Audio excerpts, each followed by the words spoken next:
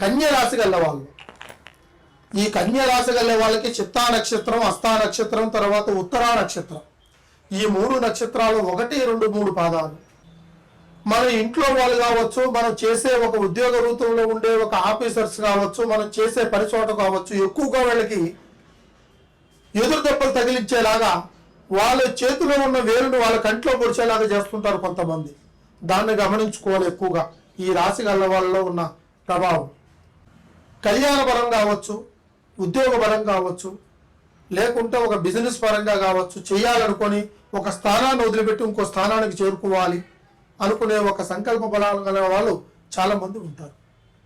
వీళ్ళకి ఏమిటంటే ముఖ్యంగా జాబ్ దొరకాలి, పని చేయాలి, ఆ ఫలితానికి తగ్గ ఫలితాన్ని పొందాలి, ఆ ఫలితము కుటుంబంలో ఇవ్వాలనే ఒక ఆలోచన ఎక్కువగా ఉంటుంది ఈ కన్య రాశి గల వాళ్ళు. కానీ దాంట్లో చెడు వస్తుందా మంచి వస్తుందా అనేది గ్రహించేది తక్కువ వీళ్ళు. ఏదైనా కానీ మన కుటుంబాన్ని రక్షించుకోవాలి, మనం సంపాదించుకోవాలి, మన కాలం మీద నిలబడాలనుకునే ఒక ఆలోచనలోనే ఉంటారు. కానీ వెనకొచ్చే ఎదురు దెబ్బను మాత్రం గమనించరు. ముందొచ్చే ఆలోచనల మాత్రానికి ఏదైనా సరే కానీ అనుకుంటారు.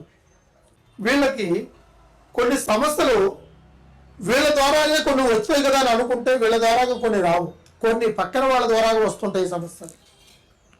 అదేవిధంగా బయటి వ్యక్తుల నుంచి కూడా కొన్ని సమస్యలు వచ్చే అవకాశాలు కనపడుతున్నాయి ఈ రాశి గల వాళ్ళకి. మీకు ఎటువంటి సమస్య ఉన్నా కూడా ఒక్కసారి గురువు గారిని సంప్రదించండి, దానికి తగినట్టుగా మీకు పరిష్కారం అందిస్తాను. మంచి భవిష్యత్తు కూడా మీకు అందుకుంటారు. రేపు గ్రహస్థితుల నుంచి, చెడు గ్రహాల నుంచి, తర్వాత ఈ ఒక నవగ్రహాల నుంచి దాటి మీకు మంచి మార్గాన్ని కూడా మీకు అందించే ఒక భవిష్యత్తు కూడా అందిస్తాను. సర్వే జనా సుఖనో భవంతు, అష్టైశ్వర్యమనో సిద్ధి ప్రాప్తిరస్తు.